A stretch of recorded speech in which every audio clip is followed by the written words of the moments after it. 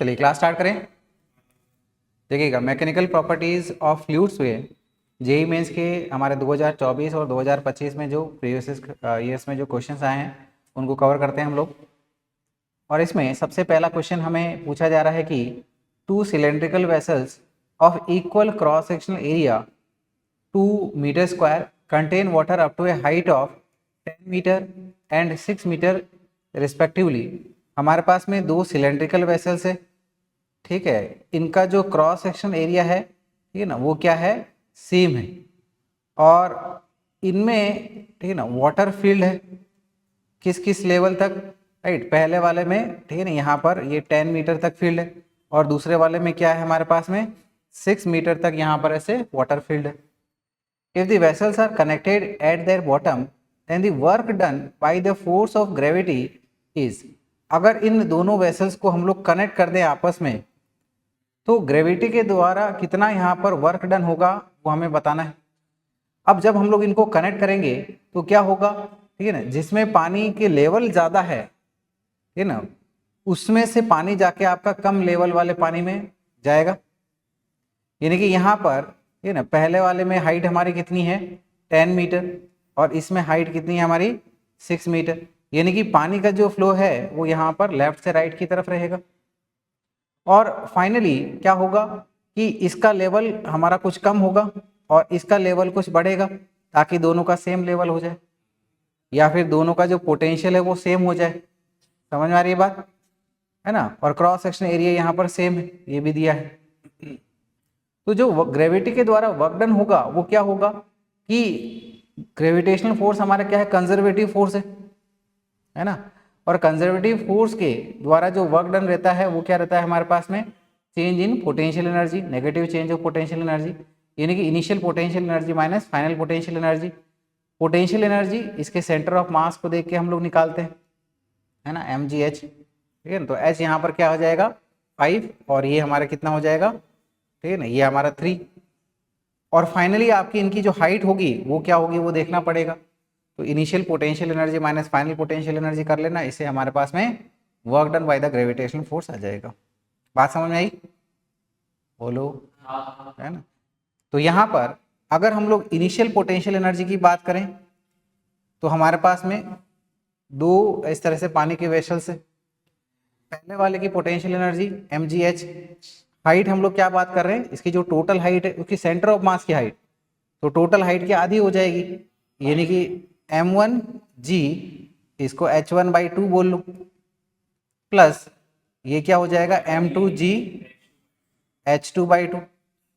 अब हमें पता है डेंसिटी क्या होती है, मास अपॉन में वॉल्यूम, तो मास क्या हो जाएगा डेंसिटी इंटू वॉल्यूम। तो अगर हम लोग मास को डेंसिटी इंटू वॉल्यूम एक्सप्रेस करें तो लेट अस से डेंसिटी हमारी रो है, वॉल्यूम यानी कि cross section area into height.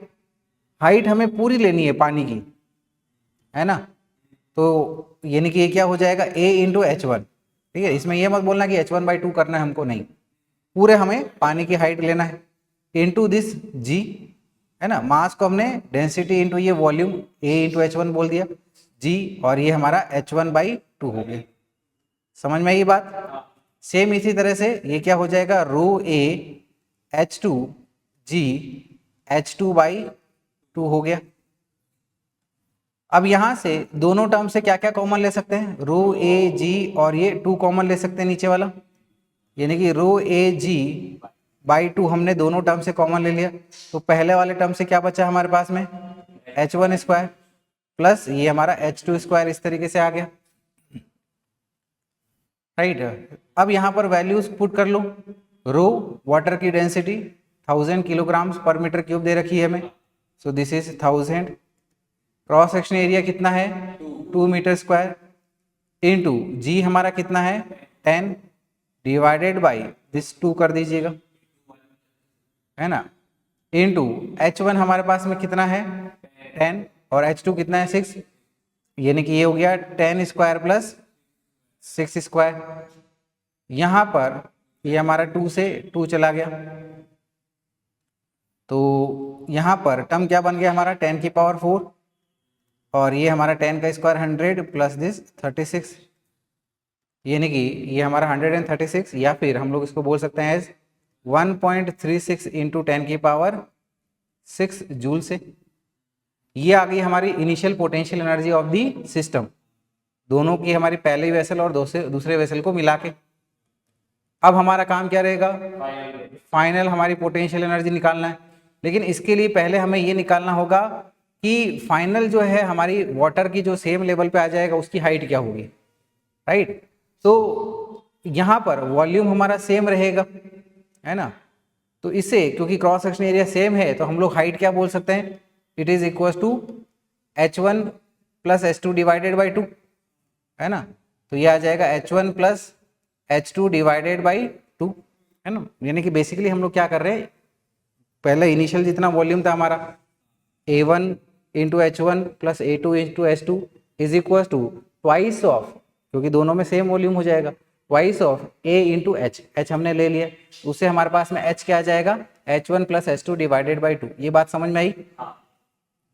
Is equal to H1 हमारी कितनी है, पहले वाली 10, दूसरे वाले के लिए 6 डिवाइडेड बाई 2 कर लिया, इज इक्वल टू यानी कि ये बन गया हमारा 16/2, 16/2 यानी कि क्या बन गया ये 8 मीटर। यानी कि फाइनल दोनों की जो कॉमन हाइट होगी वो कितनी होगी हमारी 8 मीटर।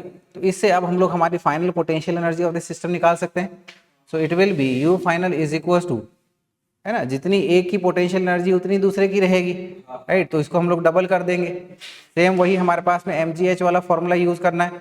तो मास इसके लिए क्या हो जाएगा, रू A इंटू H, ठीक है ना। और दूसरा यहाँ पर ये H/2 भी आएगा, तो यानी कि हम लोग इसको GH²/2 पुट कर देते हैं। समझ में आई बात। तो यहाँ से ये 2 से हमारा 2 चला गया, यानी कि ये कितना आ गया हमारे पास में, ρAgH²। अब वैल्यूज पुट कर दीजिएगा।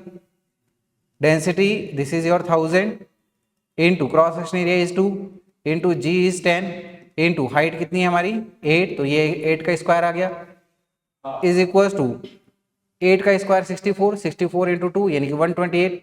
तो ये आ गया हमारे पास में 128 इंटू 10⁴ इज इक्वल टू, हम लोग इसको लिख सकते हैं 1.28 इंटू 10⁶ जूल से। हमें वर्क डन बाय ग्रेविटी बताना है, तो वर्क डन बाय ग्रेविटी क्या हो जाएगा, initial potential energy minus final potential energy. Initial हमारे पास में 1.36, फाइनल 1.28 इंटू दिस 10⁶। तो ये मिल जाएगा हमें एस 0.08 इंटू 10⁶, या फिर हम लोग बोल सकते हैं इसको 8 इंटू 10⁴ जूल से। इतना समझ में आया। और ये हमको हमारे कौन सा ऑप्शन में दिख रहा है, सी में। तो ये हमारा करेक्ट आंसर हो जाएगा।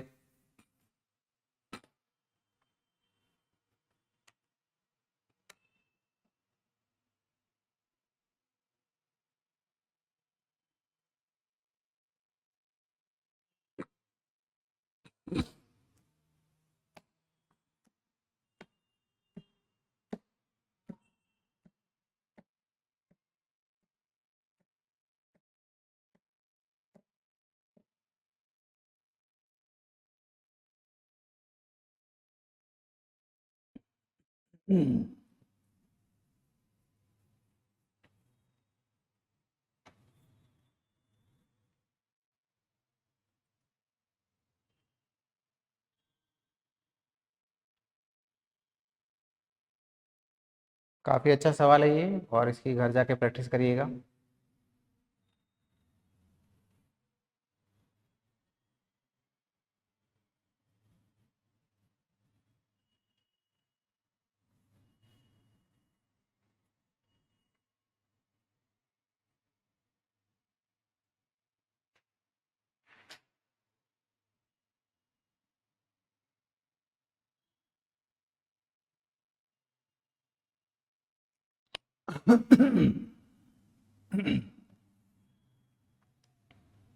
हो गया नोट डाउन।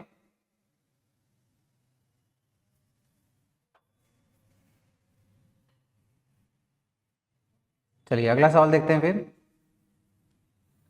देखिएगा, अगला सवाल हमें दिया गया है, ध्यान दें सभी लोग इधर। सवाल में कहा जा रहा है कि a 400 gram solid cube having an edge of length 10 centimetre floats in water. एक 400 ग्राम का सॉलिड क्यूब है, ठीक है ना, जिसकी एक साइड लेंथ कितनी है 10 सेंटीमीटर है, और वो वाटर में इस तरीके से फ्लोट कर रहा है, ठीक है ना। डायग्राम आपको शो कर दिया है मैंने। So how much volume of the cube is outside the water. तो इस क्यूब का कितना जो वॉल्यूम का पोर्शन है वो बाहर की तरफ होगा, ये हमें बताना है। और बोला जा रहा है कि वाटर की डेंसिटी हमें 1000 किलोग्राम पर मीटर क्यूब लेनी है।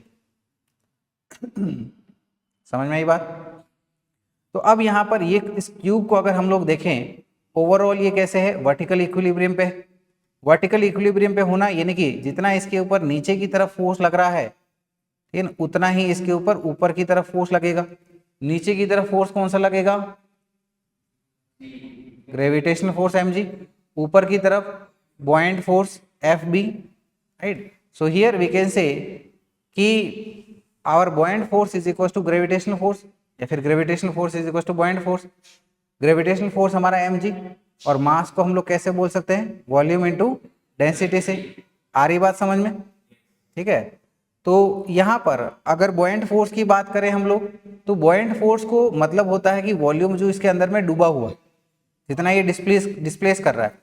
तो buoyant फोर्स की अगर हम लोग बात करें तो ये होता है v रो जी, ठीक है ना। v कौन सा, जो डूबा हुआ है इस लिक्विड के अंदर में, तो this is v inside into density. Density किसकी, लिक्विड की बॉडी की, इसको डिस्प्लेस कर रहा है लिक्विड को, तो लिक्विड की आएगी ना। So this is your rho L into g is equal to,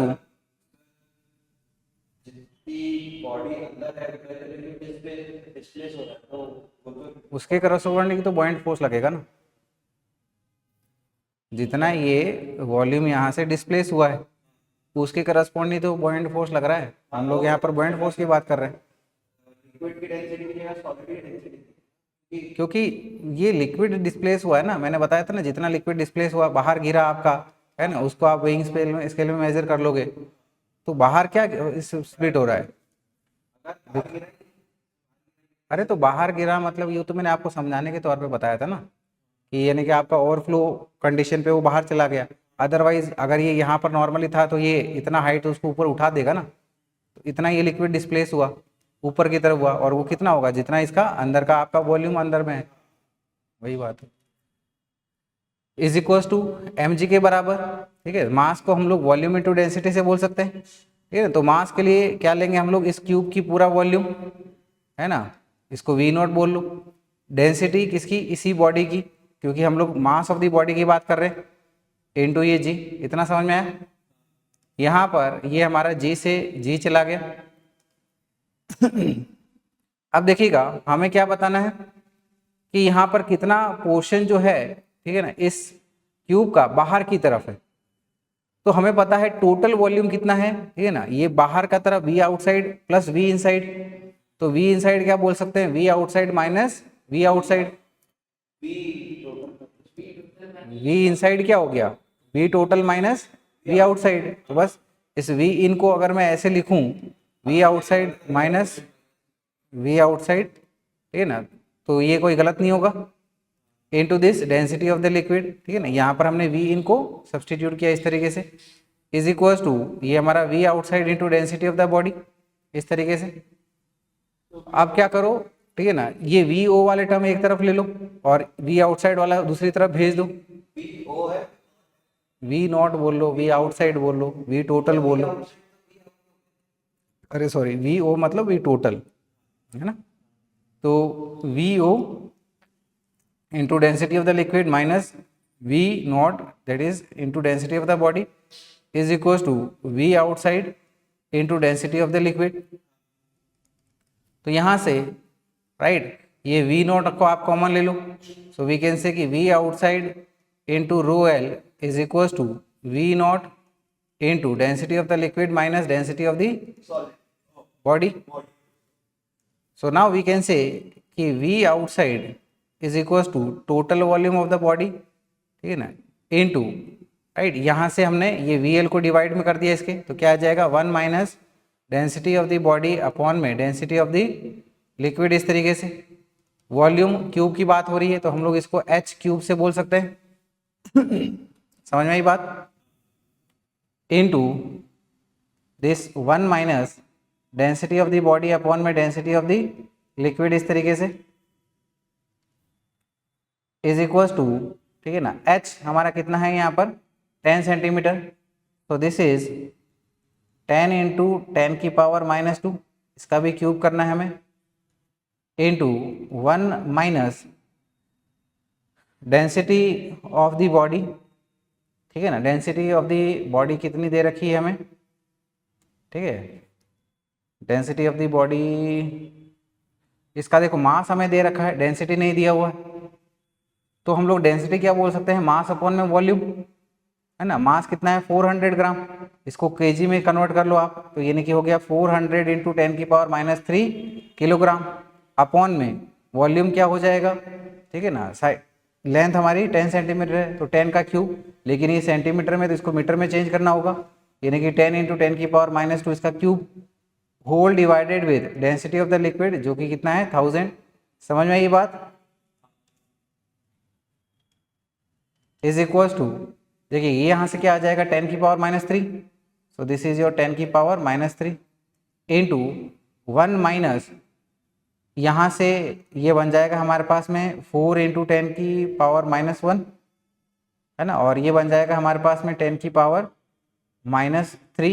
तो यानी कि ये बन गया हमारे पास में 400 डिवाइडेड बाय दिस 1000, इस तरीके से, राइट, इतना समझ में आया। तो देखिएगा ये बाहर हमारा 10⁻³ इंटू दिस 1000 माइनस 400 यानी कि 600 बाई 1000, ठीक है ना, यानी कि कितना आ गया हमारे पास में 6/5, 6/5 यानी कि 3/5 हो गया, सो दिस विल बी 3/5। समझ में ये बात, तो ये आ जाएगा हमारे पास में, यहाँ से इसको 30 बना लो आप, 30 डिवाइडेड बाई 5 करोगे तो 6 आ जाएगा, और ये क्या आ जाएगा हमारे पास में 6 इंटू 10⁻⁻4 मीटर क्यूब, राइट, लेकिन हमें यहाँ पर सेंटीमीटर क्यूब में बताना है, तो यानी कि इसको क्या बोल सकते हैं हम लोग 600 इंटू 10⁻⁻6 मीटर क्यूब, है ना, ऐसे लिख सकते हैं इसको, और इसको हम लोग अब बोल सकते हैं 10⁻⁻6 मीटर क्यूब, यानी कि हमारा 1 सेंटीमीटर क्यूब हो गया, so this is your 600 centimetre cube. तो हमारा करेक्ट आंसर हो गया है option C which is 600 centimetre cube.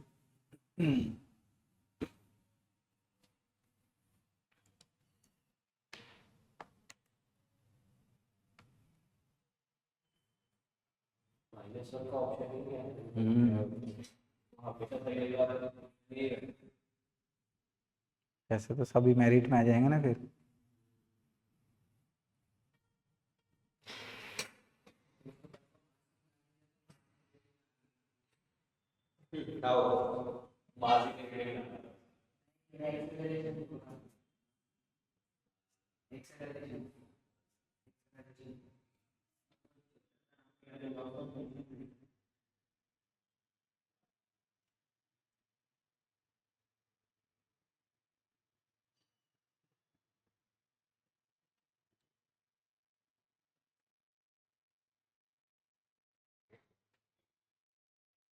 हो गया नोट डाउन।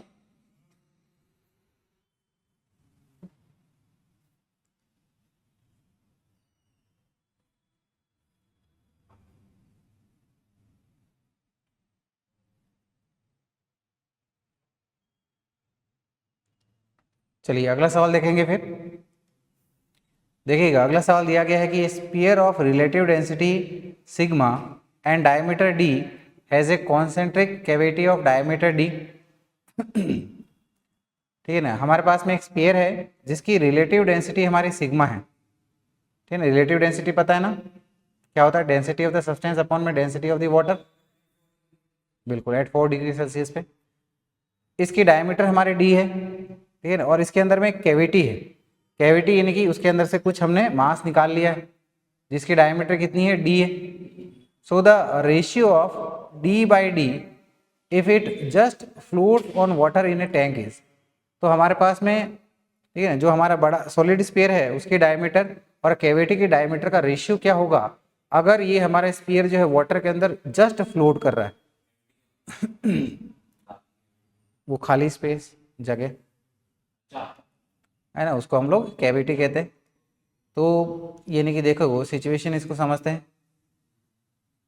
हमारे पास में ये इस तरीके से पानी है, इसके अंदर में एक स्पीयर डुबाया हुआ है, ये जस्ट आपका फ्लोट कर रहा है।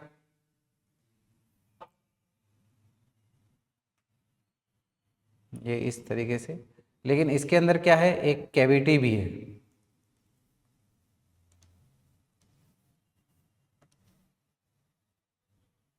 ये कुछ इस तरीके से कैविटी कंसिडर कर लो।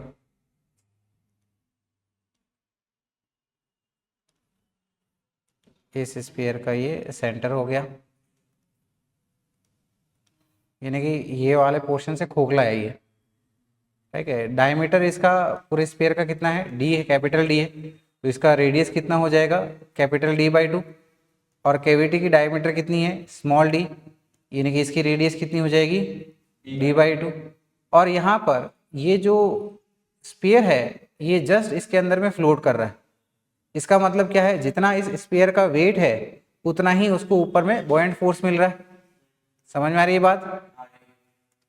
तो यानी कि कह सकते हैं कि नीचे की तरफ जो इसके ऊपर में ग्रेविटेशनल फोर्स mg लग रहा है, उतना ही यहाँ पर ऊपर की तरफ बॉयंट फोर्स fb लगेगा। तो हमें बताना क्या है, ठीक है ना, हमें ये d बाई स्मॉल d का रेशियो कितना होगा वो हमें बताना है। यहाँ पर बात समझ में आई। तो ये देखो स्फीयर ओवरऑल कैसे है, वर्टिकल इक्विलिब्रियम पे, यानी कि हम लोग कह सकते हैं कि gravitational force mg is equal to buoyant force fb के बराबर। ग्रेविटेशनल फोर्स क्या हो जाएगा, ठीक है, यानी कि इसको मास को हम लोग डेंसिटी इनटू वॉल्यूम से बोल सकते हैं।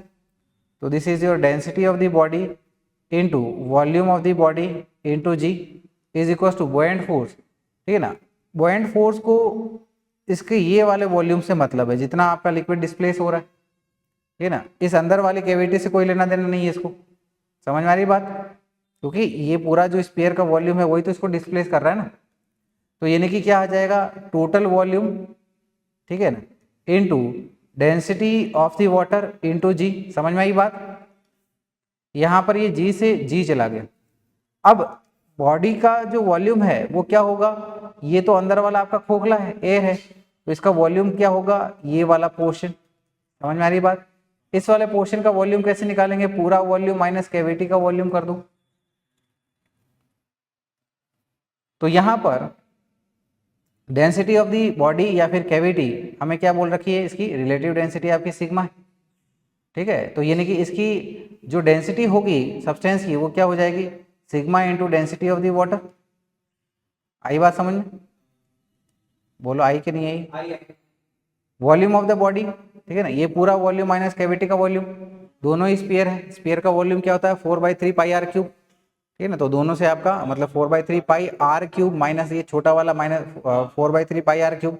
तो 4/3 पाई कॉमन ले लो, 4/3 पाई हमने कॉमन ले लिया यहाँ पर, इनटू आपका रेडियस का क्यूब बड़े वाले का, तो d/2 का क्यूब माइनस छोटे वाले का, इसका रेडियस का क्यूब यानी कि d/2 का क्यूब। समझ में आई ये बात। इज इक्वल टू वॉल्यूम, ये पूरे बड़े वाले की हमें वॉल्यूम लेना है, तो ये क्या आ गया 4/3 पाई इंटू बड़ा वाला d/2 into cube, this density of the water. तो यहाँ पर लेफ्ट हैंड साइड से और राइट हैंड साइड से ये डेंसिटी से डेंसिटी गया, 4/3 पाई से आपका 4/3 पाई चला गया।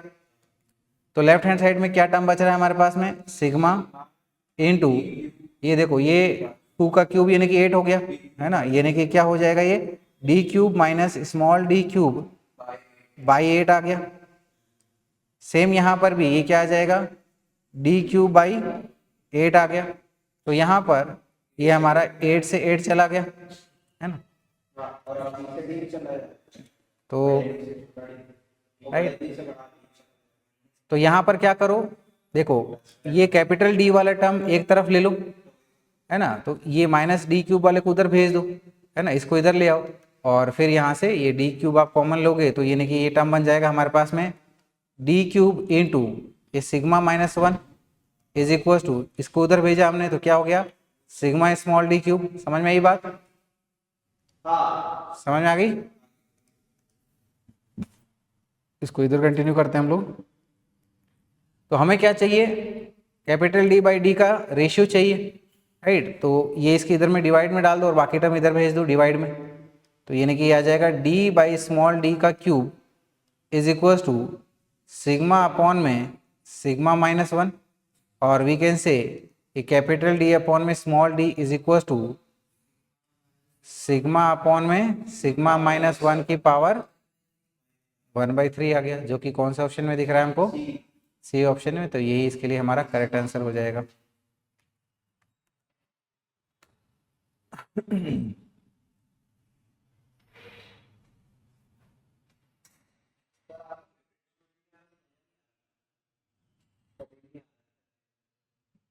पटेल,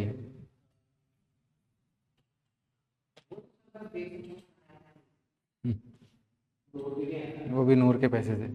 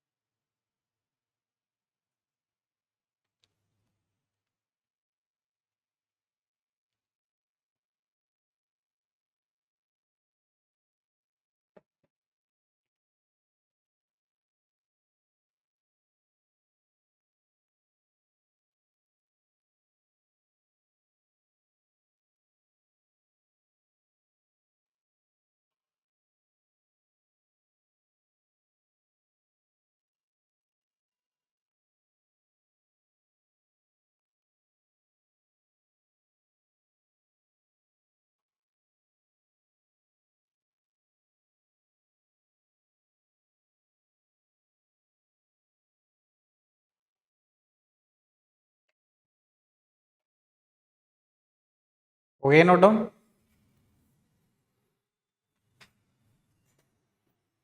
चलिए अगला सवाल देखें फिर। चलिए अगला सवाल देखते हैं हम लोग, ध्यान दे इधर। सवाल में कहा गया है कि a cube of ice floats partially in water and partially in kerosene oil. ठीक है ना, ये हमारा इस तरीके से क्यूब है, कुछ पानी में है इसका हिस्सा और कुछ हमारा केरोसिन में, और ये फ्लोट कर रहा है ना। इसको यहाँ पर रीड्रॉ कर दिया है मैंने। The ratio of volume of ice immersed in water to that in kerosene oil, and we are given that specific gravity of kerosene oil is 0.8 and specific gravity of ice is 0.9। तो हमें यहाँ पर ratio बताना है किसके लिए, ठीक है, कि कितना पोर्शन ऑफ वॉल्यूम बर्फ का जो है वो पानी में डूबा हुआ है अपॉन में कितना पोर्शन इसका केरोसिन में डूबा हुआ है। समझ में आई बात। तो यहाँ पर अब देखिएगा, ओवरऑल ये जो क्यूब है ये इस पोजीशन पर वर्टिकली बैलेंस्ड है। वर्टिकली बैलेंस्ड है यानी कि जो इतना इसके ऊपर नीचे की तरफ फोर्स लगेगा उतना ही अमाउंट का फोर्स इसके ऊपर ऊपर की तरफ लगेगा। तो नीचे की तरफ फोर्स कौन सा लगेगा, ग्रेविटेशनल फोर्स mg लगेगा, है ना। mg दिखाई दे रहा है, ये आ गया हमारा mg। ठीक है, ऊपर की तरफ दो फोर्सेस लगेंगे, ठीक है ना। एक हमारा जितना पोर्शन ये आपका क्यूब का डिप्ड है इस वाटर के अंदर में, उसके करस्पॉन्डिंग बॉयंट फोर्स, है ना। तो हम लोग इसको बोल लेते हैं buoyant force for by water. और दूसरा ऊपर की तरफ फोर्स, ठीक है ना, ये हमारा ऊपर वाला लिक्विड यानी कि केरोसिन की वजह से। सो this is your F buoyant on kerosene. तो यहाँ पर, है ना, इस क्यूब की जो ये लेंथ है, मान लीजिएगा इसकी एक्स लेंथ जो है वो पानी के अंदर में डूबी हुई है। इस पूरे क्यूब जो है वो साइड लेंथ हमारी ए है, तो रिमेनिंग पोर्शन कितना हो गया हमारा, ए माइनस एक्स हो गया। तो हमें बताना है क्या है, x अपॉन में a माइनस एक्स। समझ में आ गई बात, सवाल क्लियर है एकदम।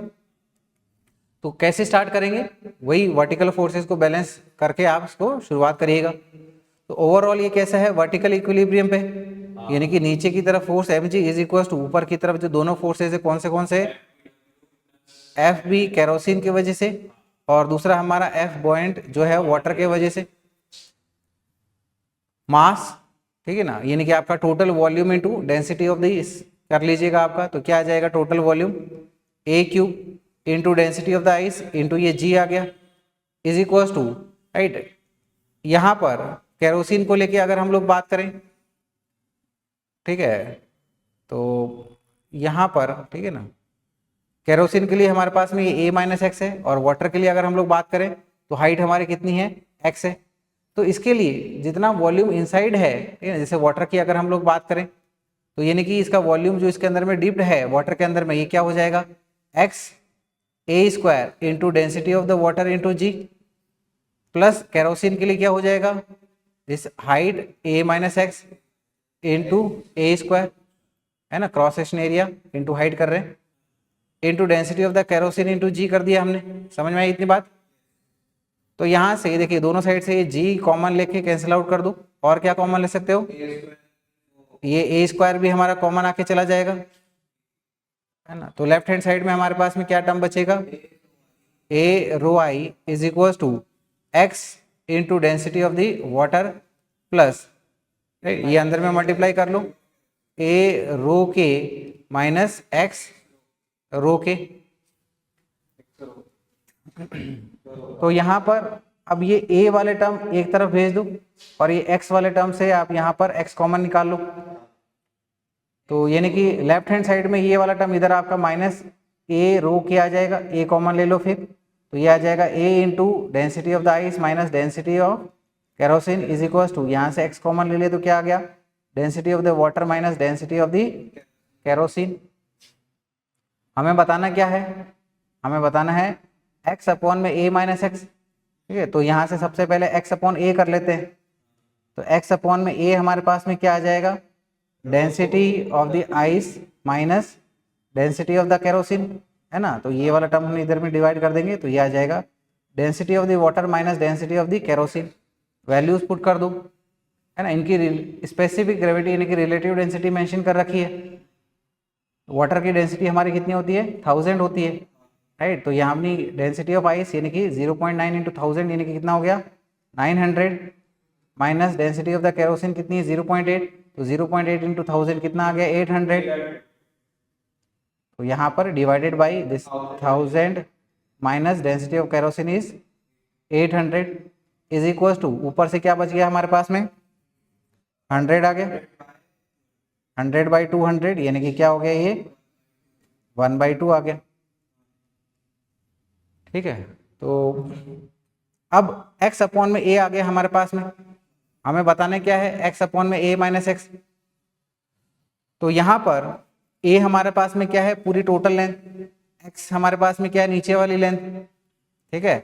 तो यहाँ पर ये देखो न्यूमरेटर हमारा इसको रिप्रेजेंट कर रहा है और ये डिनोमिनेटर जो है वो पूरी लेंथ को रिप्रेजेंट कर रहा है। समझ में आ रही बात।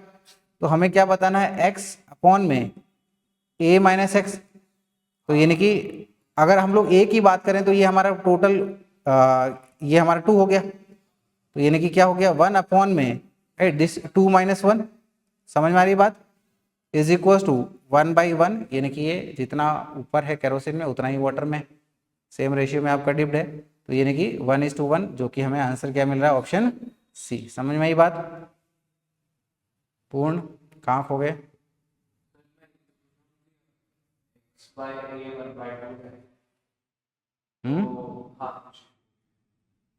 ये हमारा टोटल है ना। हम्म हम्म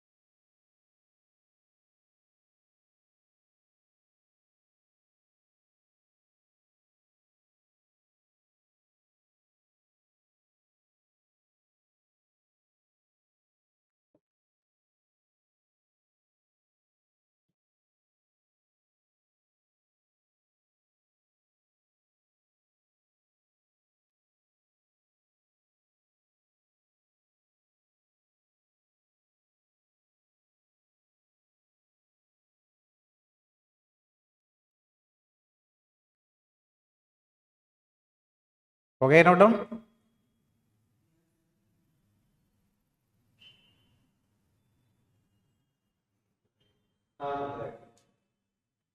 चलिए अगला सवाल देखते हैं फिर। अगला क्वेश्चन दिया गया है कि in a hydraulic lift surface area of the input piston is 6 centimeter square and that of the output piston is 1500 centimeter square। ठीक है ना, यानी कि हमारे पास में इस तरीके से ये हाइड्रोलिक प्रेस है। ठीक है, ये इस तरीके से यहाँ पर नीचे से लेके आपका पूरा आपका सेम लिक्विड फील्ड है। तो यहाँ पर इसका सरफेस एरिया हमारे पास में कितना है, छोटे वाले का 6 सेंटीमीटर स्क्वायर और बड़े वाले का कितना है 1500 centimetre square.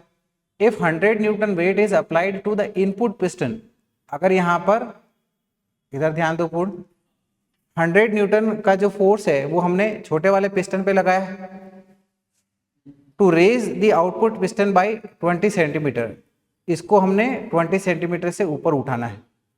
Then work done is, तो हमको इसके ऊपर में कितना वर्क करना पड़ेगा, वर्क डन क्या होगा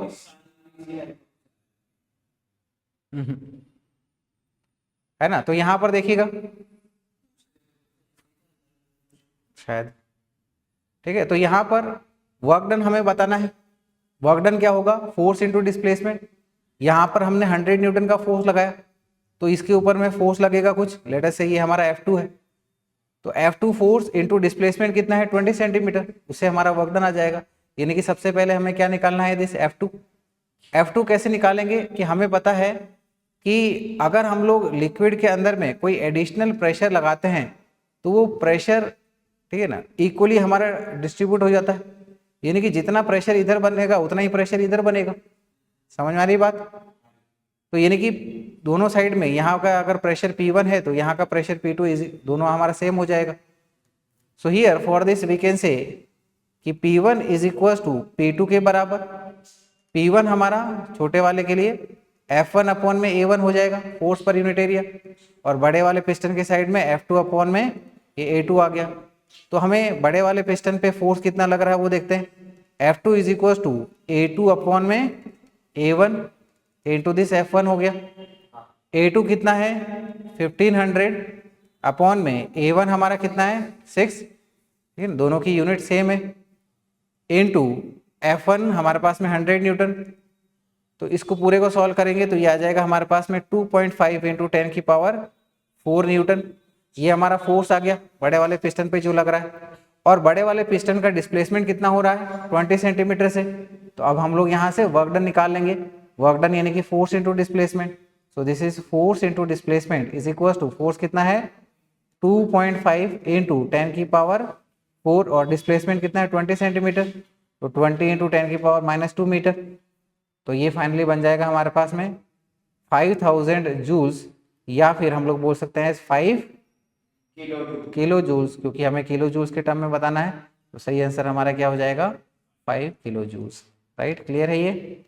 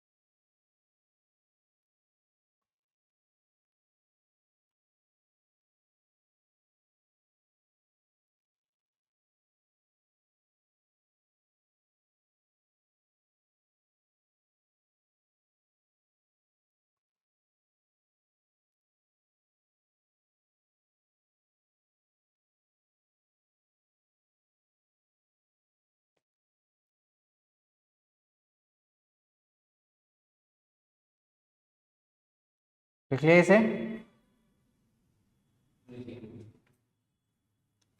चलिए अगले सवाल पे आते हैं। बहुत अच्छा सवाल है ये, बड़ा सवाल। देखिएगा सवाल पहले अच्छे समझिएगा। क्वेश्चन में दिया गया है कि एक cube having a side of 10 centimetre with unknown mass and 200 gram mass were hung at two ends of a uniform rigid rod of 27 centimetre long, right. हमें दिया गया है कि क्यूब है, ठीक है ना, जिसकी साइड लेंथ हमारी कितनी है 10 सेंटीमीटर है, और इसका मास हमें पता नहीं है, लेट अस से इसका मास m है, और एक दूसरे ग्राम 200 ग्राम का मास है, ठीक है ना, जो कि एक रॉड के दूसरे एंड पे लगा हुआ है, right. Two end uniform rigid rod की लेंथ कितनी है 27 सेंटीमीटर, ठीक है, यानी कि एक छोर पे हमारे पास अननोन मास और दूसरे साइड में हमारे पास में 200 ग्राम का मास लगा हुआ है, और रॉड की लेंथ 27 सेंटीमीटर है। The rod along with masses was placed on a wedge, ठीक है ना, वेज यानी कि आपका एक चाकू की धार समझ लो, है keeping the distance between wedge point and 200 gram weight as 25 centimetre, जो 200 ग्राम का जो वेट है वहां से लेके वेज तक की बीच की दूरी कितनी है हमारी 25 सेंटीमीटर है, यानी कि जो अननोन मास के बीच में दूरी कितनी हो गई हमारे पास में 2 सेंटीमीटर की हो गई, है ना।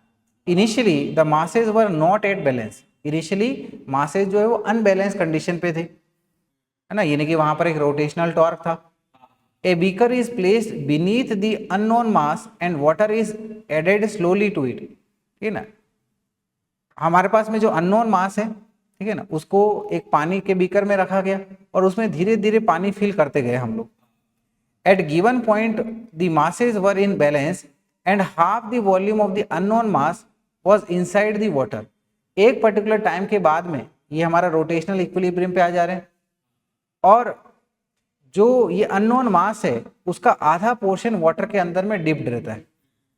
Take the density of unknown mass is more than that of the water, the mass did not absorb water and water density is 1 ग्राम पर सेंटीमीटर क्यूब। ये मानते हुए कि हमारे अननोन मास की जो डेंसिटी है वो वाटर से ज़्यादा है और अननोन मास कोई वाटर को एब्जॉर्ब नहीं कर रहा है, वाटर की डेंसिटी हमारी 1 ग्राम पर सेंटीमीटर क्यूब है, तो हमारे पास में जो अननोन मास है वो कितना है वो हमें बताना है।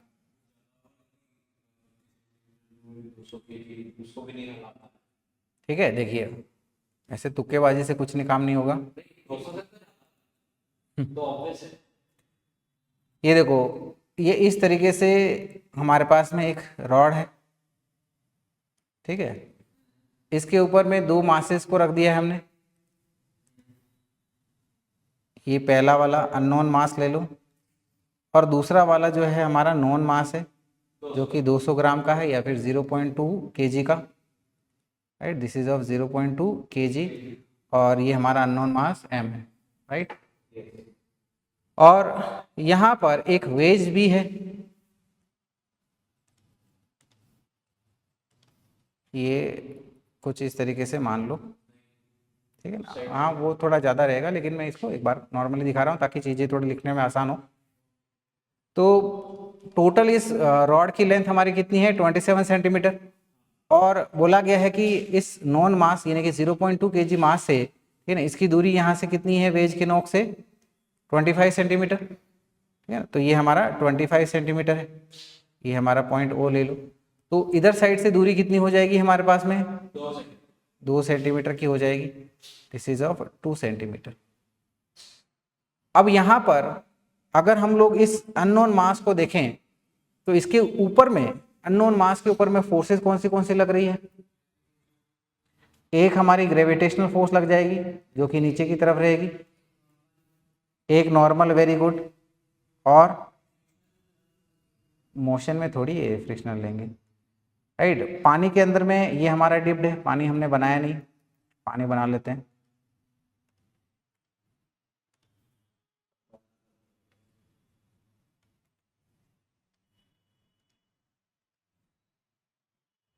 ये हमारा इस तरह से पानी के अंदर में डिप्ड है, आधा पोर्शन इसका डिप है, ठीक है। तो यहाँ पर ये दिख नहीं रहा है, ये देखो, ठीक है। ये मतलब इस एम के ऊपर में फोर्सेस देख रहे हैं, नीचे की तरफ mg हो गया, ऊपर की तरफ यहाँ पर एक बॉइंट फोर्स हो जाएगा, है ना, एफ भी बार लो, और दूसरा ये इस रॉड पे रखा हुआ था एक नॉर्मल रिएक्शन, है ना, ये नॉर्मल रिएक्शन हमारा, हाँ रॉड पे तो है, तभी तो ये रॉड पे नहीं है तो ये नीचे गिर नहीं जाएगा, है ना? नहीं, हाँ जो भी मानो, कोई दिक्कत नहीं। वो टेंशन आ जाएगा उसमें, और कुछ नहीं है, फर्क नहीं पड़ेगा कुछ, है ना? उसको ऐसे पकड़ लो, रोड पे रख दो, वो कोई ज़्यादा हाँ बात वही हो गई, राइट। तो यहाँ पर इस 0.2 kg मास के ऊपर में हम लोग बात करें तो इसके ऊपर में फोर्सेस कौन से, एक नीचे की तरफ हमारा, बिल्कुल ये 0.2 g, है ना, और ऊपर की तरफ हमारा ये नॉर्मल रिएक्शन, इसको N2 ले लूँ। अब रॉड के ऊपर में देखें तो मेनली ये नॉर्मल रिएक्शन ही लगेंगे, ठीक है ना, कि जैसे रॉड ने इस ब्लॉक के ऊपर में ऊपर की तरफ हमारा नॉर्मल रिएक्शन लगाया तो हमारे पास में, ठीक है ना, इस रॉड के ऊपर में नॉर्मल रिएक्शन हमारा नीचे की तरफ लगेगा, है ना? समझ में आ रही है बात? ठीक है, तो यहाँ पर ये नीचे की तरफ नॉर्मल रिएक्शन N1, और इसके केस में भी ये नॉर्मल रिएक्शन कैसे आ जाएगा, ये N2 नीचे की तरफ ऐसे। क्लियर है ये बात? तो हमें यहाँ पर ये N1 और N2 निकालना है सबसे पहले, ताकि हम लोग इसमें रोटेशनल इक्विलिब्रियम एस्टेब्लिश कर सकें, किसमें, रॉड पे। तो यहाँ पर देखो, इस ब्लॉक के लिए वर्टिकल डायरेक्शन में फोर्सेस बैलेंस है, तो हम लोग कह सकते हैं कि यहाँ पर N1 plus F B is equal to mg के बराबर, या फिर N1 is equal to mg minus F B. बात समझ में आई? सेम यहाँ पर भी N2 के लिए हम लोग क्या बोल सकते हैं, N2 is equal to 0.2 g, है ना? N2 हमारा क्या है, इज इक्वल टू 0.2 g। अब O पॉइंट के अबाउट में ये रॉड हमारी रोटेशनल इक्विलिब्रियम पे है ना, यहाँ पर नॉर्मल रिएक्शन हमारा N1। अब इस ब्लॉक को मत देखो, अब यहाँ पर ये नॉर्मल रिएक्शन N1 और इसको N2 को देखो, N1 कैसे घुमा रही है इसको एंटी क्लॉकवाइज, और N2 कैसे घुमाना चाह रही है इसको क्लॉकवाइज। बात समझ में आ रही है? लेकिन ना ही तो ये क्लॉकवाइज और ना ही तो एंटी क्लॉकवाइज घूम रहा है, यानी कि N1 का जितना टॉर्क है उतना ही N2 का टॉर्क है। किस पॉइंट के अबाउट, O पॉइंट के अबाउट। तो O पॉइंट के अबाउट हम लोग रोटेशनल इक्विलिब्रियम एस्टेब्लिश कर लेते हैं, यानी कि हम लोग कह सकते हैं N1, ठीक है ना, टॉर्क यहाँ से लेके यहाँ तक की दूरी, इसको आप R1 बोल लो एक बार को, इज इक्वल टू ये N2 इंटू ये R2 हो गया, N2 इंटू ये R2 हो गया। अब यहाँ पर वैल्यूज पुट कर लो, N1 की वैल्यू हमारे पास में कितनी है, mg माइनस एफ बी है, ठीक है ना, और ये R1 कितना है हमारे पास में 2 सेंटीमीटर, यानी कि mg इंटू mg की वजह से जो टॉर्क होगा, मतलब वो सिंपली मैं उसमें मल्टीप्लाई कर दे रहा हूँ, minus F B into 2 into 10 की पावर माइनस 2, है कंफ्यूज तो नहीं हो रहा है इसमें, है ना? ये देखिए N1 हमारे पास में mg माइनस एफ बी है ना, तो R1 मैंने दोनों में मल्टीप्लाई कर दिया, इज इक्वल टू N2 हमारे पास में कितना है 0.2 g इंटू ये दूरी हमारी 25 सेंटीमीटर, यानी कि 25 इंटू 10 की पावर माइनस 2। इस तरीके से क्या क्या टर्म्स को कैंसिल आउट कर सकते हैं, ये 10 की पावर माइनस 2, 10 की पावर माइनस 2 और ये 10 की पावर माइनस 2 गया, और तो कुछ नहीं है ना? अब यहाँ पर जो मास है, मास किसका ले रहे हैं हम लोग, ठीक है ना, इस अननोन मास की बात कर रहे हैं, तो मास को हम लोग कैसे बोल सकते हैं, डेंसिटी इंटू वॉल्यूम से, डेंसिटी इंटू वॉल्यूम से। तो हम लोग इसके लिए बोल सकते हैं this is your density of the body into total volume of the body into this g, into यहाँ से ये 2 है हमारे पास में, राइट। इस वाले टर्म को आप उधर भेज दो, तो यहाँ से देखिएगा बॉयंट फोर्स की अगर हम लोग बात करें तो बॉयंट फोर्स हमारे पास में क्या हो जाएगा, V बॉयंट फोर्स क्या हो जाएगा बताओ,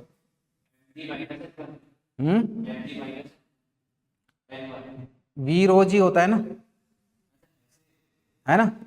V रो जी, ये 2 हमारा है ही है यहाँ पर, तो 2 इंटू, ठीक है ना, डेंसिटी किसकी, जिसको ये डिस्प्लेस कर रहा है वाटर की, है ना, कितना डिस्प्लेस कर रहा है, पूरा डिस्प्लेस कर रहा है क्या, आधा वॉल्यूम के बराबर, यानी कि ये हो गया V/2, है ना, ये V का आधा इंटू ये G हो गया, प्लस में ये 0.2 इंटू ये 25 इंटू ये हमारा G। समझ में आई बात? तो सब में से हम लोग G को कॉमन लेके सबसे पहले कैंसिल आउट कर लेते हैं, और कुछ कैंसिल आउट हो सकता है क्या, ये 2 जाएगा ना, ये 2 चला गया, ये यहाँ से 0.1 आ गया, है ना? समझ में आई इतनी बात? ठीक है, तो चलिए फिर यहाँ पर वैल्यूज पुट कर लेते हैं हम लोग। तो वॉल्यूम हमारे पास में, ठीक है ना, इस क्यूब की साइड लेंथ कितनी दे रखी है, 10 सेंटीमीटर। तो वॉल्यूम क्या हो जाएगा, 10 का क्यूब, लेकिन सेंटीमीटर को मीटर में कन्वर्ट करते हुए चलिएगा। तो ये आ जाएगा हमारे पास में density of the body into 10 into 10 की पावर -2, इसका भी ये क्यूब हो गया, इज इक्वल टू, यहाँ से हमारे पास में क्या है, डेंसिटी ऑफ वाटर, जो कि क्या होता है 1000, है ना, 1 ग्राम पर सेंटीमीटर क्यूब, यानी कि 1000 किलोग्राम पर मीटर क्यूब, एसआई में चेंज करें तो ये हो गया हमारे पास में 1000। वॉल्यूम हमारे पास में 10 इंटू 10 की पावर -2, इसका भी हाफ करना है हमें, प्लस क्या हो गया हमारे पास में, ये 2.5 हो गया, तो दिस इज 2.5, राइट। यहाँ से कुल मिला के हम लोग डेंसिटी ऑफ द बॉडी निकाल लेंगे। तो ये हमारे पास में 10 की पावर -1 उसका क्यूब, यानी कि कितना आ गया, 10 की power -3 into density of the body is equal to, यहाँ से ये 10 की पावर -3 का क्यूब, यानी कि ये कट जाएगा, आपका 0.5 आ जाएगा, प्लस दिस 2.5, और यहाँ से हम लोग कह सकते हैं कि density of the body is equal to 0.5 plus 2.5 यानी कि 3 डिवाइडेड बाई दिस 10 की पावर -3, तो यानी कि ये आ गया हमारे पास में 1000 किलोग्राम पर मीटर क्यूब।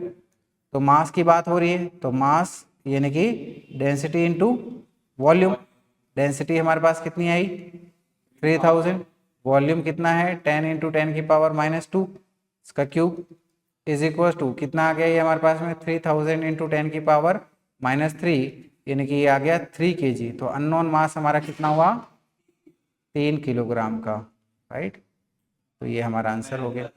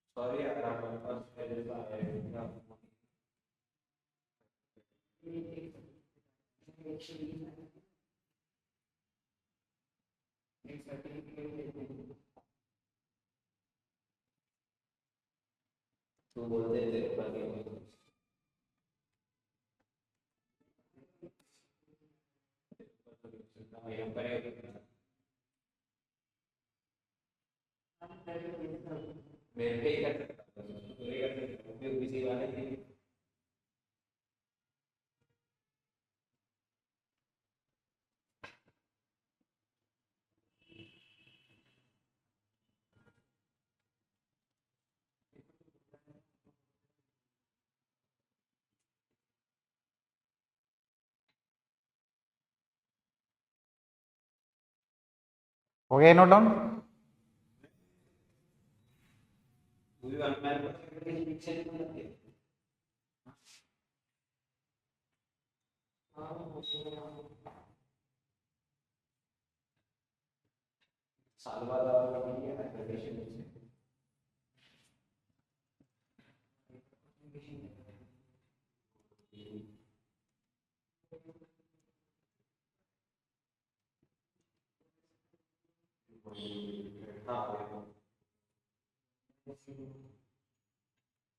ये भी लिखा।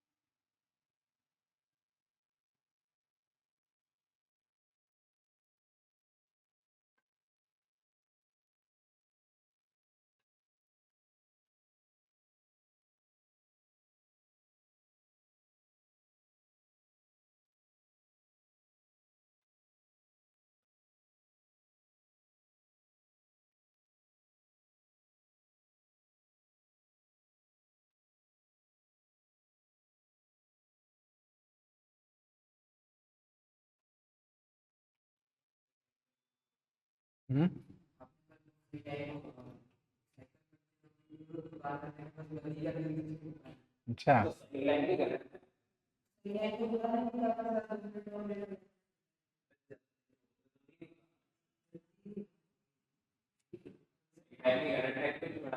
क्रिटिकल टाइम पे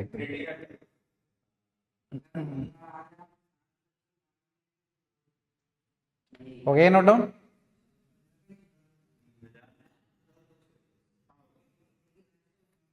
चलिएगा अगला सवाल देखते हैं, ठीक है ना, ये भी काफी अच्छा सवाल है। देखिएगा सवाल में दिया गया है कि a vessel with square cross section and height of 6 metre is vertically partitioned. एक वेसल है जिसका स्क्वायर क्रॉस सेक्शन है और इसकी हाइट 6 मीटर है और इसके वर्टिकली दो भाग कर दिए गए। A small window of 100 centimetre square with hinged door is fitted at a depth of 3 metre in the partition wall। तो जो पार्टीशन है वहां पर एक छोटी सी खिड़की करी गई है जिसका ये स्क्वायर कितना है, ठीक है ना, ये हमारा 100 सेंटीमीटर स्क्वायर की एक खिड़की बना दी गई है। ऊपर से कितने नीचे पे 3 मीटर पे। One part of the vessel is filled completely with water and the other side is filled with the liquid having a density of 1.5 into 10 की पावर 3 किलोग्राम्स पर मीटर क्यूब। एक पार्टीशन में पानी भर दिया गया है और दूसरे पार्टीशन में हमने एक ऐसे लिक्विड को फिल किया है जिसकी डेंसिटी हमारी 1.5 into 10 की पावर 3 किलोग्राम पर मीटर क्यूब है। So what force one needs to apply on the hinged door so that it does not get open. तो हमें, ठीक है ना, उस हिंज्ड डोर पे और कितना एडिशनल फोर्स लगाना पड़ेगा ताकि वो खिड़की अपने आप ना खुले। समझ में आई बात। और एक्सेलरेशन ड्यू टू ग्रेविटी हमें 10 मीटर पर सेकंड स्क्वायर दिया गया। चलिएगा सिचुएशन बना के फिर इसको और अच्छे से समझ लेते हैं। हमारे पास में जो है एक कंटेनर है ना, ये इस तरीके से कंटेनर है, ठीक है। इसके एक पोर्शन में हमने लिक्विड को फिल किया है जो कि कौन सा है, हमारा वाटर है। ये इस तरह से इस साइड में हमारे पास में आधा पार्टीशन में ये हमारा पानी मान लो और दूसरे पार्टीशन में हमारे पास में कोई तो भी लिक्विड है जिसकी डेंसिटी हमें कितनी दे रखी है 1.5 into 10 की पावर 3 किलोग्राम पर मीटर क्यूब। और यहाँ पर, ठीक है ना, एक पार्टीशन किया है ऊपर से 3 मीटर पर, ये इस तरीके से ये स्क्वायर का। तो यहाँ पर ये वाटर है, this is density of water and this is your density of the liquid. तो अगर हम लोग यहाँ पर ऐसे देखें, है ना, इस पोर्शन पे, तो क्या होगा, इस पोर्शन पे प्रेशर कितना होगा, गॉस प्रेशर H/ρg, यानी कि जिसकी डेंसिटी ज़्यादा होगी वो ज़्यादा प्रेशर अप्लाई करेगा। डेंसिटी किसकी ज़्यादा है, लिक्विड की ज़्यादा है। तो यानी कि इस प्रेशर के वजह से, है ना, राइट की तरफ एक फोर्स आएगा, ये इस तरीके से। वाटर भी एक फोर्स लगाएगा, ठीक है ना, लेकिन उसका जो फोर्स है वाटर का वो कम पड़ रहा है कंपेयर टू किसके, लिक्विड के। तो ये इस लिक्विड की वजह से ये खिड़की जो है वो पानी की तरफ खुल जाएगी। तो वो खुले नहीं, इसके लिए हमें एक एक्सटर्नल फोर्स लगाना पड़ेगा, ठीक है ना, किधर से किधर की तरफ, वाटर से लिक्विड की तरफ, ये ऐसे। तो इस साइड में हमारा क्या होना चाहिए, this should be external force. तो ये एक्सटर्नल फोर्स कितना होना चाहिए ये हमें बताना है। बोलो, पिक्चर पूरी क्लियर है, है ना। तो यानी कि लेफ्ट साइड के जो फोर्सेस है वो राइट फोर्सेस के बराबर होने चाहिए इस बैलेंस कंडीशन में। तो हॉरिजॉन्टली वी कैन से कि F external plus FW is equal to force applied by the liquid. तो हमें जो एक्सटर्नल फोर्स चाहिए वो क्या हो जाएगा, force of the liquid minus force of the water. और लिक्विड का फोर्स, ठीक है ना, यानी कि आपका प्रेशर क्या होता है, फोर्स पर यूनिट एरिया। तो फोर्स क्या हो जाएगा हमारे पास में, प्रेशर इनटू एरिया। प्रेशर कितना, ऊपर में हमारा atmosphere pressure plus gauge pressure. समझ में आ रही बात। तो यानी कि फोर्स की हम लोग बात करें तो प्रेशर इनटू एरिया, तो pressure atmosphere pressure plus gauge pressure that is h rho l into g into this cross section area, minus same यहाँ पर भी इसके ऊपर में प्रेशर कितना हो जाएगा, ऊपर में हमारा atmosphere pressure P naught plus h rho g, so this is P naught plus h into density of the water into g into cross section area of the window. दोनों यहां से देखो ये पी नॉट ये minus P naught cancel out कर लेंगे, फिर इन दोनों टर्म से हम लोग क्या कॉमन निकाल सकते हैं, एच जी और ए कॉमन निकाल सकते हैं। तो यानी कि हम लोग कह सकते हैं this is your rho L minus rho water into ji H A. बोलो इतनी बात समझ में आई। डेंसिटी ऑफ द लिक्विड कितना है हमारे पास में, ये 1500 बोल सकते हैं इसको, तो दिस इज 1500 वाटर की डेंसिटी 1000 इंटू जी की वैल्यू हमारी 10 इंटू हाइट हमारी डेप्थ यानी कि 3 और क्रॉस सेक्शन एरिया हमारे पास में 100 सेंटीमीटर स्क्वायर बोला गया है, यानी कि क्या हो गया 10 की पावर -4 मीटर स्क्वायर। तो इसको सॉल्व करिएगा, ये सिंपली आ जाएगा हमारे पास में 150 newton. So we can say our answer should be 150 newton. ठीक है, समझ में आया ये? अरे वो इंटीजर है ना।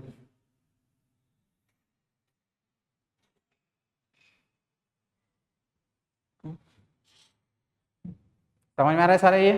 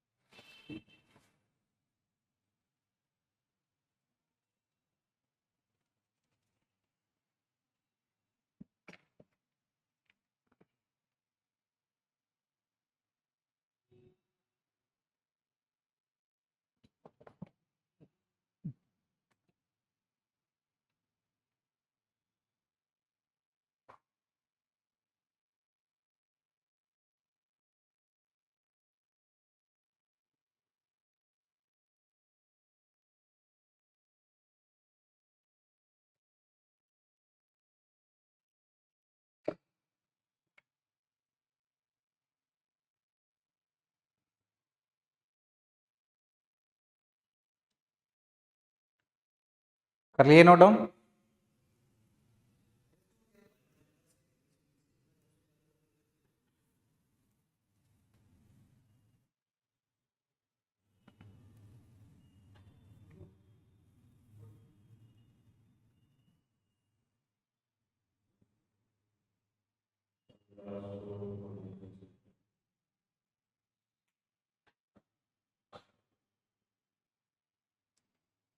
चलो अगला क्वेश्चन देखें। देखिएगा अगला क्वेश्चन देखते हैं, सिंपल एकदम। सवाल में पूछा जा रहा है कि ये hydraulic press containing water has 2 arms with diameters as mention in the figure.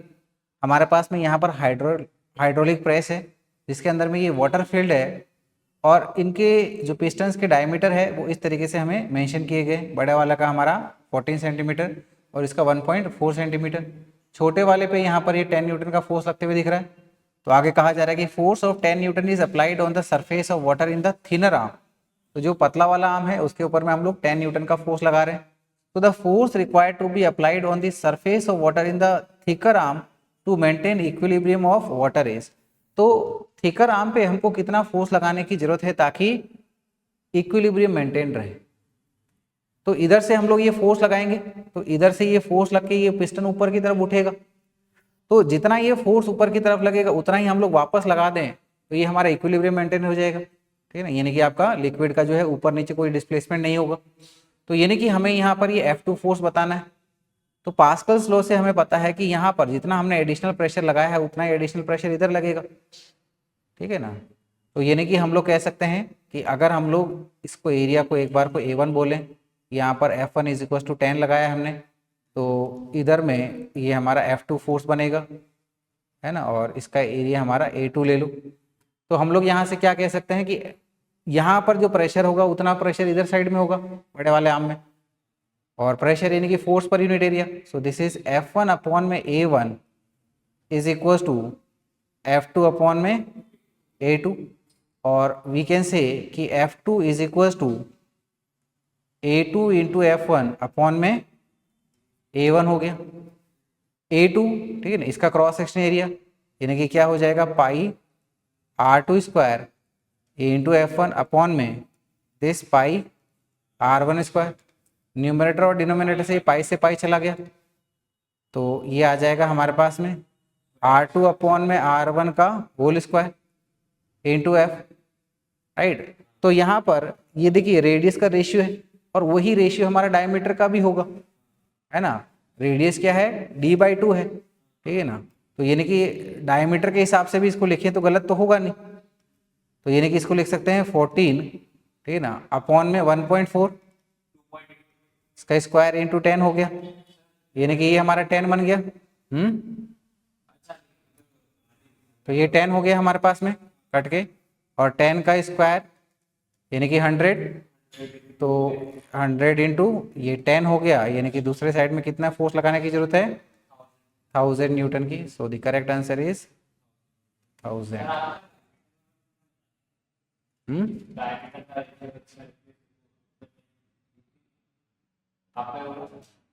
अरे ये है ना हमारे पास में R2, इसको क्या बोल सकते हैं हम लोग, है ना, d2/2 बोल लो, अपॉन में ये हमारे पास में d1/2, हाँ डायमीटर दिया 1, तो ये अल्टीमेटली तो हमारे पास में ये आएगा ना d2 अपॉन में d1, तो d2 अपॉन में d1 मेंशन कर दिए।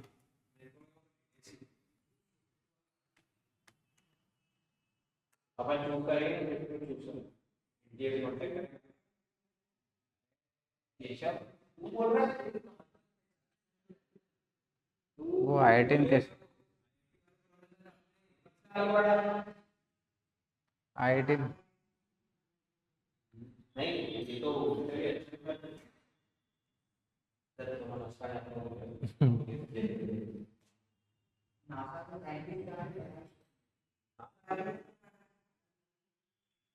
बोले तो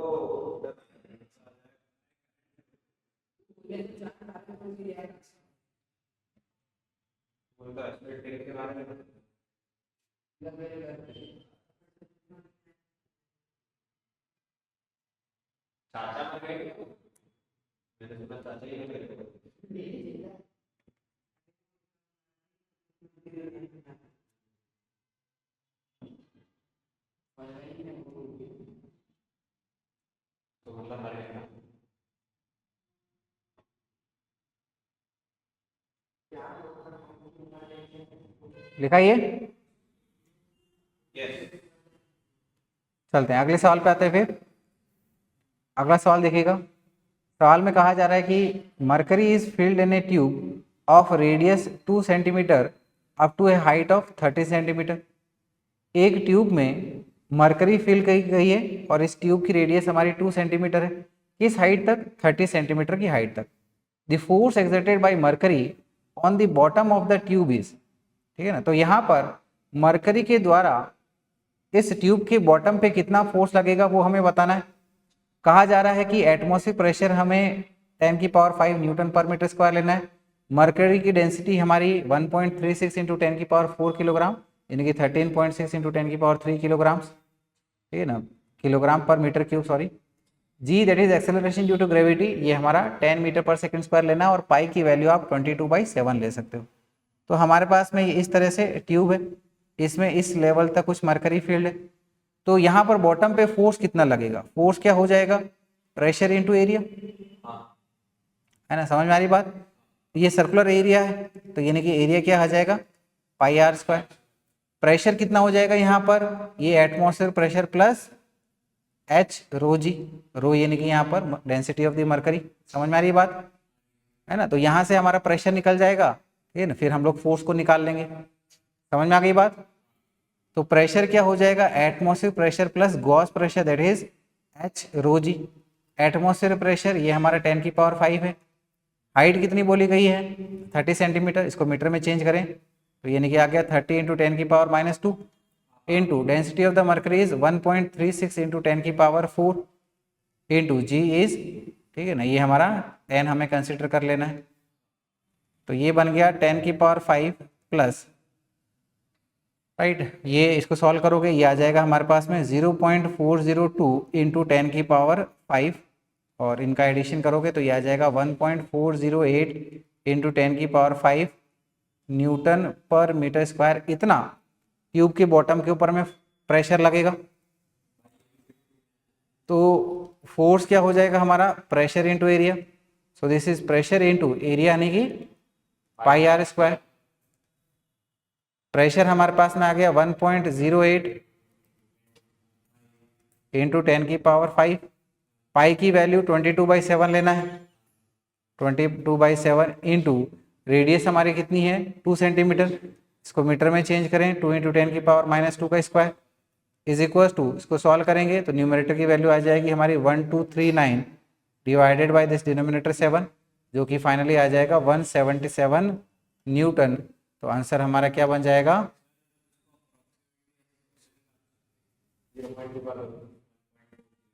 कर लेना आपको जो कैलकुलेशन सही लगे।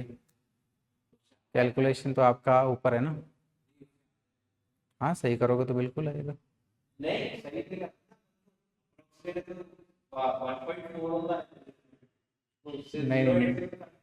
नहीं पड़ेगा, क्योंकि ये इंटीजर वैल्यू है ना। ऑप्शंस में रहता तो चल जाता, फिर आप नियर बाय निकाल लेते।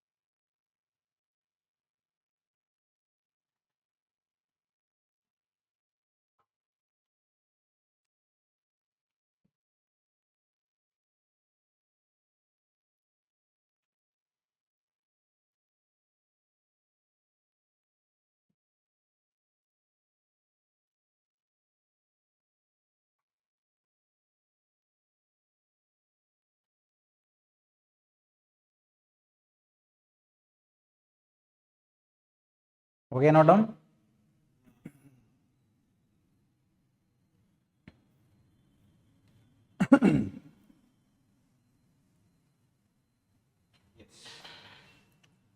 चलिएगा अगला सवाल देखते हैं।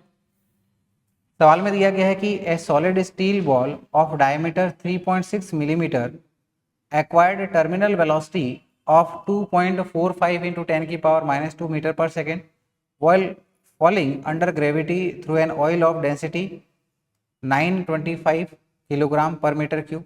हमारे पास में एक सॉलिड स्टील बॉल है, ठीक है ना, वो एक फ्लूइड में फॉल कर रही है। तो जब ये फॉल कर रही है तो इस दौरान पे इसकी टर्मिनल वेलोसिटी कितनी हो जा रही है, 2.45 इंटू 10⁻² मीटर पर सेकेंड। और यहाँ पर ये जो लिक्विड है, ठीक है ना, इस लिक्विड की डेंसिटी हमारी कितनी है 925 kg पर मीटर क्यूब। इसकी हमें डायमीटर दे रखी है बॉल की which is 3.6 millimetre, right. Diameter हमारे पास में 3.6 है तो रेडियस कितना हो गया 1.8 millimetre. Take density of steel as 7825 kilogram पर मीटर क्यूब। स्टील की डेंसिटी हमें दे रखी है, ठीक है ना। Acceleration due to gravity g की वैल्यू आप 9.8 लीजिएगा। The viscosity of oil in SI unit is, तो जो ये ऑयल है, जो लिक्विड है, उसकी विस्कोसिटी कितनी होगी वो हमें बताना है। तो ये बताने के लिए हमें टर्मिनल वेलोसिटी का फॉर्मूला पता होना चाहिए, जो कि क्या होता है 2/9 r² g into density of the body minus density of the liquid upon में विस्कोसिटी ईटा, राइट। तो उससे ये हमारा सॉल्व हो जाएगा। तो वी कैन से कि our terminal velocity of this steel ball in the liquid will be 2/9 r² g into density of the body minus density of the liquid upon में coefficient of viscosity eta. So we can say कि coefficient of viscosity eta is equal to 2/9 r² into g into density of the body minus density of the liquid upon में coefficient of viscosity eta, अरे terminal velocity VT sorry, है ना। तो values put कर दीजिएगा आप, ये हमारा 2/9 इंटू, राइट, रेडियस डायमीटर दिया हुआ है 3.6, तो रेडियस कितना हो गया 1.8 मिलीमीटर, यानी कि 10⁻³ मीटर। इसका स्क्वायर कर दिया, जी की वैल्यू हमें 9.8 लेना है, into density of the body वो जो है 7825 minus density of the liquid जो कि है 925 अपॉन में टर्मिनल वेलोसिटी कितनी है हमारे पास में 2.45 इंटू 10⁻², राइट। तो यहाँ पर न्यूमरेटर वाला जो टर्म है, ठीक है ना, क्या क्या है यहाँ पर, ये 2 इंटू, राइट, 1.8 का स्क्वायर करिएगा तो ये आ जाएगा हमारे पास में 3.24 इंटू, ये हमारा 10⁻6 हो जाएगा, इंटू 9.8 इंटू इन दोनों का subtraction, this will be 6900 divided with, right, ये हमारा 9 इंटू 2.45 इंटू दिस 10⁻², ये 10⁻6 10⁻² से 10⁻4 बन जाएगा, और न्यूमरेटर को सॉल्व करे हुए तो ये आएगा 43.817, डिनोमिनेटर को सॉल्व करोगे तो ये आ जाएगा 22.05, और फाइनली आ जाएगा 1.99, ठीक है ना। ये हमारी कोएफिशिएंट ऑफ विस्कोसिटी, और जिसको हम लोग हमारे ऑप्शन बी में ऑब्जर्व कर पा रहे हैं।